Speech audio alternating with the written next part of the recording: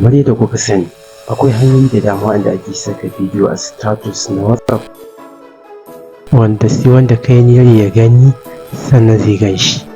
Shi dai saka bidiyo a status ya kasu gida uku. Hanya uku ake bi a saka bidiyo a status. Hanya ta farko ita ce wadda idan ka saka bidiyo a status ɗinka, wanda kowa da kowa, duk wanda kake chatting da shi zai gani. Ita ce hanyar da kowa ya fi sani.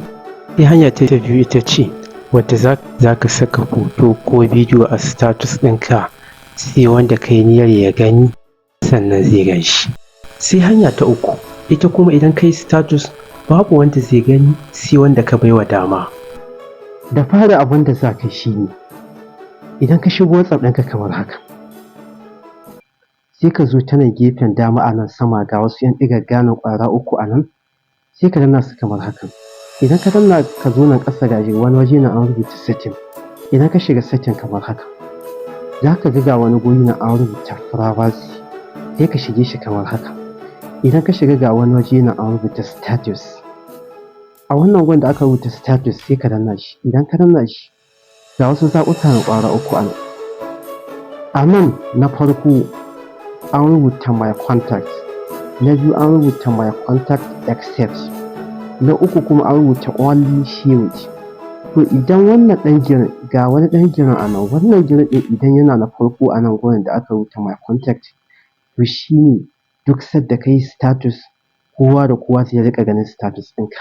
Idan kuma ka dawo da wannan ɗan girin ɗin ka dawo da shi a na biyu, wannan na biyun da aka rubuta my contact accept, to idan ka zo a nan sai ka dawo daga nan gefen, ga wani guri nan cikin da wani ɗan girin ɗin rubutu a nan, sai ka danna shi kamar haka. Idan ka danna shi a nan, yanzu a nan duk wanda ka taɓa sunan shi ba zai riƙa ganin status ɗinka ba, ma'ana ka ce ba ka son ya ga status ɗinka.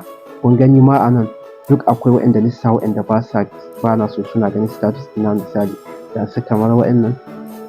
To yanzu nan duk wanda ka taɓa sunan shi a nan ba zai ga status ɗinka ba. Idan ka cire duk wanda ba ka so ya ga status ɗinka, sai ka zo ta nan gefen dama ɗin nan, ga alamar maki a nan da ka danna shi, shi kenan.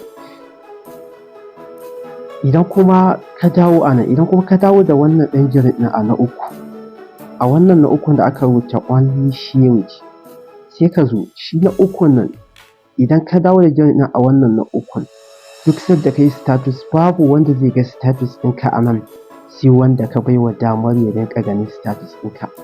Sai ka zo nan gefen, idan kana so ka baiwa wani damar wanda kake so ya ga status ɗinka, sai ka dawo ta nan gefen. Idan ka sa ɗan girin ɗin a nan, sai ka zo nan shi ma sai ka danna shi kamar hakan. Za ka zo sunayen mutanen ka za su fito a nan. To a nan yanzu duk wanda ka taɓa sunan shi, shi ne kaɗai zai riƙa ganin status ɗinka. Yanzu nan kowa ba zai ga status ɗinka ba sai wanda ka taɓa sunan shi. Idan ka taɓa sunan mutum a nan, ma'ana shi ne ka ba shi damar ya riƙa ganin status ɗinka.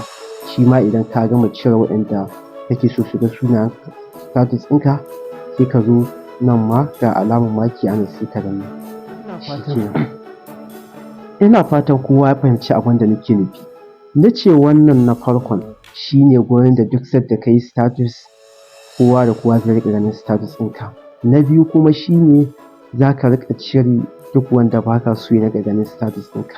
Na uku kuma idan ka yi status babu wanda zai riƙa ganin status ɗinka sai wanda ka baiwa dama. Ina fatan kowa ya fahimta. Da Allah idan akwai abin da ba a gane ba a nan, kamar magana ta WhatsApp, na gode. Sai mun haɗu da ku a wani bidiyo na gaba.